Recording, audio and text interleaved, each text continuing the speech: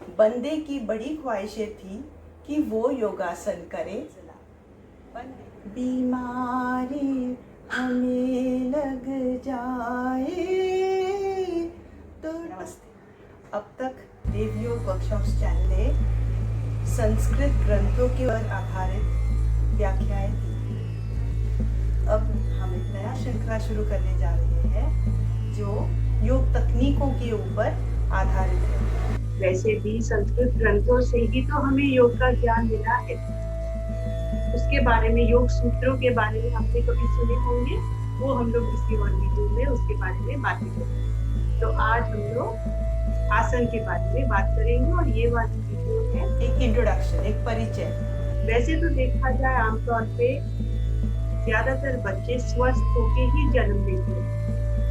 कुछ ही बच्चे हैं जिनमें कुछ डिफेक्ट्स है जन्म से, जिन्हें कहते हैं कॉन्जेनाइटल डिफेक्ट्स, लेकिन ज्यादातर बच्चे तो स्वस्थ ही पैदा होते हैं। आशा ऐसी होनी चाहिए कि वे स्वस्थ ही अपनी जिंदगी बिताएं।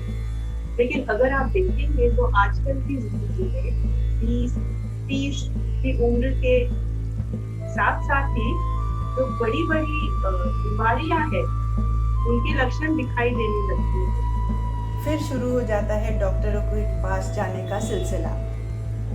बीमारी हमें लग जाए तो डॉक्टर हमें बचाए। डॉक्टर जो हाथ उठाए तो हम कौन बचाए। ओ हमें कौन बचाए। कौन बचाएगा? योग। अरे जब एक डॉक्टर के पास आप इलाज करते जाओगे कितने महीनों तक, फिर वो डॉक्टर के पास कुछ काम नहीं बनता, आप दूसरे डॉक्टर के पास जाओगे, वहाँ भी कितने महीनों तक इलाज चलता रहेगा, फिर वो डॉक्टर कह देगा देखो मेडिकल साइंस में जितना करना हमने तो कर लिया, अभी बाकी आप योग के पास जाइए। अरे पहले कह देते तो कितना अच्छा होता। ठीक है, तो आप योग की किसी क्लास में आपने ज्वाइन किया, आप जानते हो ना योग में आसन करते हैं। आसन मतलब कोई पोज, शरीर को किसी एक आकार में पकड़े रहने को आसन कहते हैं। जैसे डांस में ऐसे मुद्रा होती है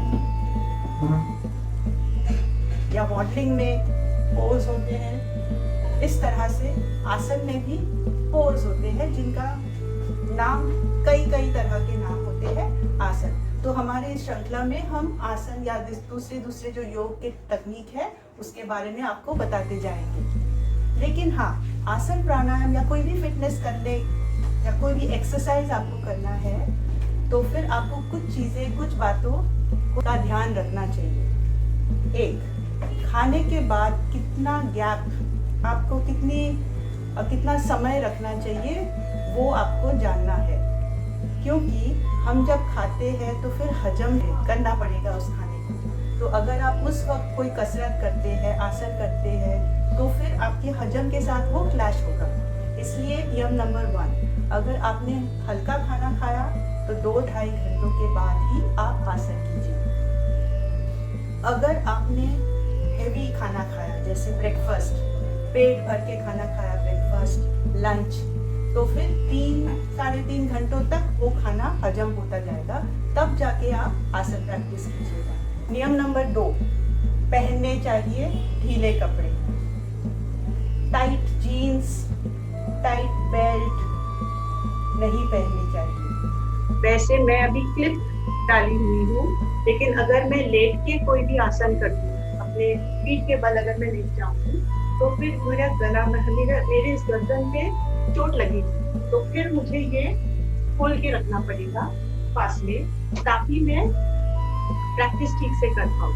इसका मतलब ये हुआ कि आप जब कसरत कर रहे हैं, एक्सरसाइज कर रहे हैं, तो फिर आपकी पोशाक आपको अड़चन न पैदा, इसकी वजह से। नियम 3, तीसरा, अब जब प्रैक्टिस करेंगे तो किसी चटाई के ऊपर, जैसे अभी मैं चटाई के ऊपर प्रैक्टिस कर रही हूँ, या योगा मैट, या कोई कपड़ा, ऐसा कपड़ा जो थोड़ा जाड़ा हो, ताकि आप जब कोई हलचल करेंगे, मूवमेंट्स करेंगे करेंगे तो वो सीधा वैसा का वैसा ही रह जाए। अब जानते हैं क्यों? किसी चीज के ऊपर आपको प्रैक्टिस करनी चाहिए, किसी पदार्थ, कोई भी मटेरियल हो। वजह ये है कि जमीन ठंडा है, शरीर का तापमान जमीन से ज्यादा है, हमारे शरीर में गर्मी है, ऊर्जा है, शक्ति है। हमेशा इस तापमान को बनाए रखना चाहिए। इसलिए आपको किसी वस्तु के ऊपर बैठ के, कोई भी मटेरियल के ऊपर बैठ के प्रैक्टिस करनी चाहिए। फिर नियम, जिस जगह पे आप प्रैक्टिस कर रहे हैं हवा का चलाचल हो, क्रॉस वेंटिलेशन, ताकि आप जो हवा आप सांस ले रहे हैं वो शुद्ध हवा आप लेंगे और अशुद्ध जो हवा है वो निकल जाए। बंद कमरे में या एसी कमरे में प्रैक्टिस मत कीजिए, ठीक है। अगला नियम, प्रैक्टिस, अभ्यास तो जारी रखनी चाहिए। अगर आप अपनी सेहत की भलाई के लिए आसन कर रहे हैं, प्राणायाम कर रहे हैं, तो फिर इतना तो आपको पता होगा कि सिर्फ एक दिन करके आपको कुछ फायदे नहीं होंगे। जैसे अगर कोई भाषा सीखनी हो, हर रोज उसका प्रैक्टिस जारी रखना चाहिए। गणित, मैथ्स आप कर रहे हैं हर रोज। अगर आप कोई नई कला सीख रहे हैं, ठीक उसी प्रकार। और सेहत के लिए तो वो और भी लागू होता है, क्योंकि सेहत को अगर बनाए रखना है तो हमें रोज प्रैक्टिस करनी चाहिए, तो फिर सेहत को फायदे मिलेंगे।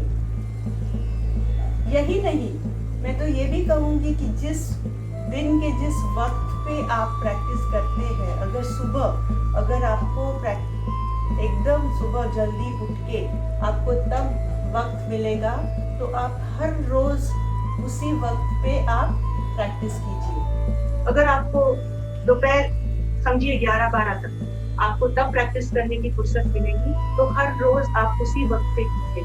तो फिर क्या हो जाता है, आपके टाइम टेबल में वो सेट हो जाता है और आपको पता चलता है ठीक है, इस चीज के बाद मैं वो करूंगा, उसके बाद वो करूंगा, उसके बाद आसन करूंगा। तो फिर आपके दिन में भी वो डिसिप्लिन आ जाएगा और आप वैसे सारी एक्टिविटीज आप शौक से कर पाएंगे। लेकिन अगर आप एक दिन सुबह करते हैं प्रैक्टिस, दूसरे दिन शाम को करते हैं और इस तरह से कोई डिसिप्लिन नहीं रखेंगे, तो फिर आप खुद ही देखेंगे कि कितने दिन बीत गए, हफ्ता बीत गया और आपका प्रैक्टिस नहीं बना और आपको फायदे नहीं मिलेंगे। And last but not the least, मन को काबू में लाना है। जब आप प्रैक्टिस कर रहे हैं तब आपको मन को नहीं भटकने देना है। बंदे की बड़ी ख्वाहिशें थी कि वो योगासन करे, बंदे की बड़ी ख्वाहिशें थी कि वो योगासन करे, यहाँ वहाँ ढूंढता गया योगा मैट लिए, आखिर जाकर मिल ही गया, आखिर जाकर मिल ही गया, प्रैक्टिस जारी रहती, आखिर जाकर मिल ही गया, प्रैक्टिस जारी रहती। दिमाग चंचल, सोच में हलचल, राहत कैसे मिलती। तो यही बात है, योग का मतलब ही है मन को शांत रखना।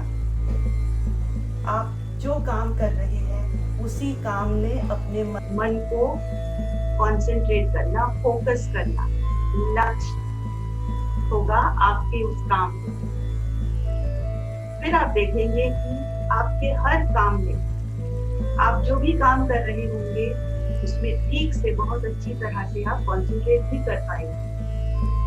तो इसका मतलब ये हुआ कि आपके जीवन के हर पहलू में योग छूने लगे। फिर आपको विश्वास भी हो जाएगा कि आपकी सेहत सचमुच बेहतर होने लगा है और हो रहा है और होने भी लगेगा। जैसे मेरे एक सह टीचर ने कहा, डर वायरस है, विश्वास वैक्सीन। तो इसी के साथ हम प्रैक्टिस करते रहेंगे, सीखेंगे भी ठीक से, नियम भी पालन करेंगे योग के, और हम प्रैक्टिस भी करेंगे।